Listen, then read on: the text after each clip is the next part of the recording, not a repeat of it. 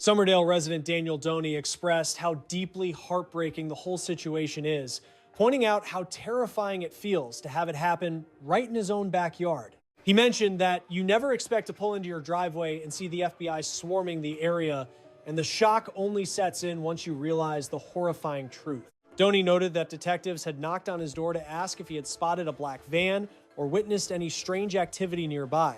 He told authorities that nothing out of the ordinary had caught his eye. Police informed him that this patch of woods was the final location where one of the victim's cell phones pinged the network, but there are actually other local ties to this tragic case.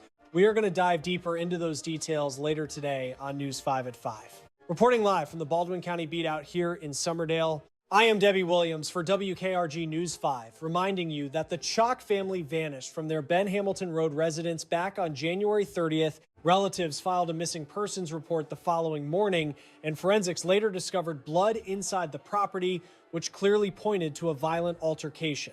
Authorities finally tracked down and arrested Hector Guerra, originally from El Salvador, on February 9th. The suspect boasts a massive criminal record spanning multiple states and involving a variety of fake names. Law enforcement officials confirmed that the suspect is heavily involved with a massive transnational street gang known as Los Serenos, carrying 2 active warrants back in El Salvador for domestic terrorism and gang affiliation.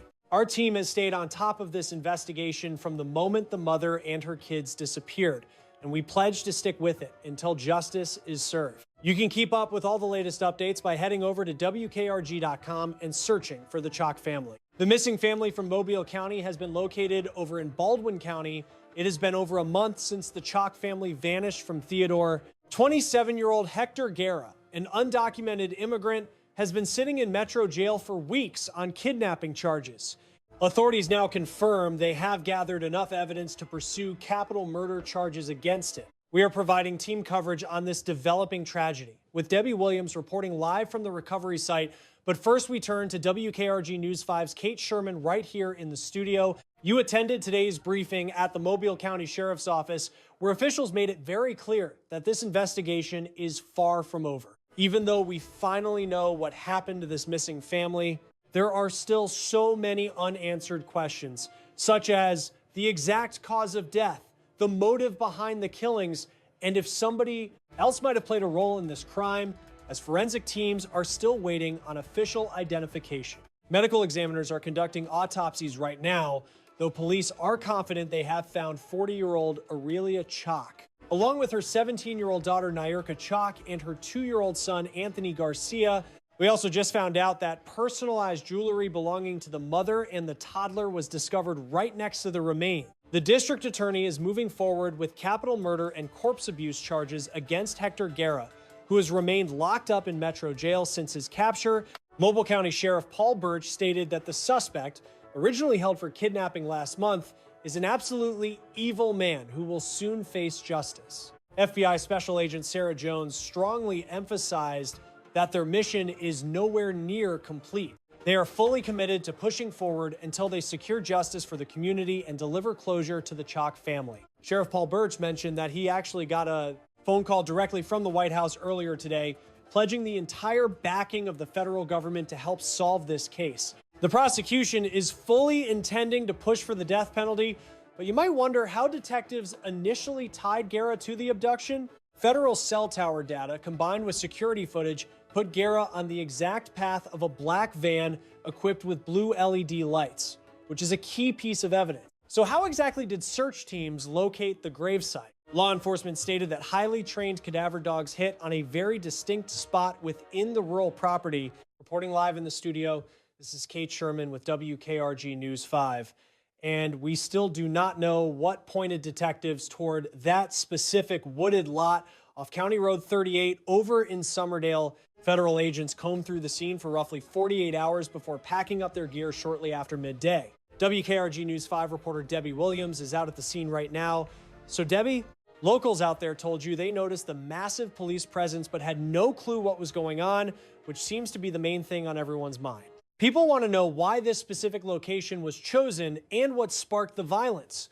But we simply watched dozens of federal agents working deep in the woods off Downing Road without getting any answers. The search grid was situated roughly 100 yards past the tree line, right down a gentle slope.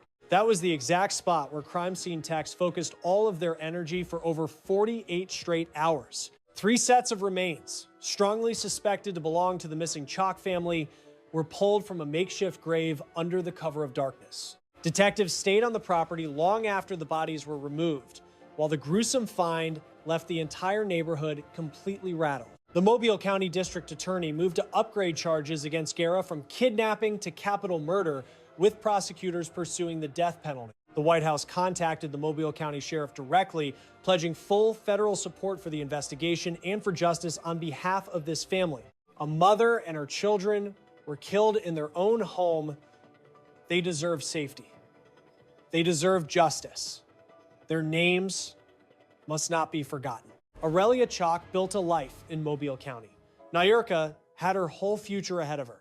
Anthony was only 2 years old and never had a chance. Their story is a reminder that families in immigrant communities face real dangers and deserve the same urgency, resources, and public attention as any other victims. Federal agents, local sheriffs, and cadaver teams worked 48 straight hours in the Alabama woods to bring this family home. That work matters. Cases like this one are often undercovered until they reach a breaking point. The Choc family deserved coverage from the moment they disappeared. Hector Guerra faced capital murder and corpse abuse charges. The legal process was still unfolding as this episode was recorded.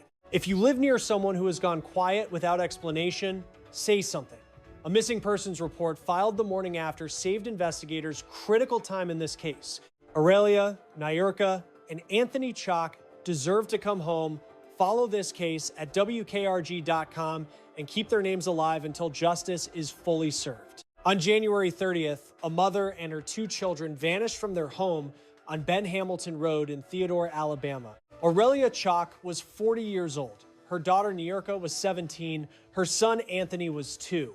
Their family reported them missing the very next morning. Forensic teams found blood inside the residence immediately, making it clear this was not a voluntary disappearance. Investigators used cell tower data and security footage to track a black van with blue LED lights, placing 27-year-old Hector Guerra on the same route as the family.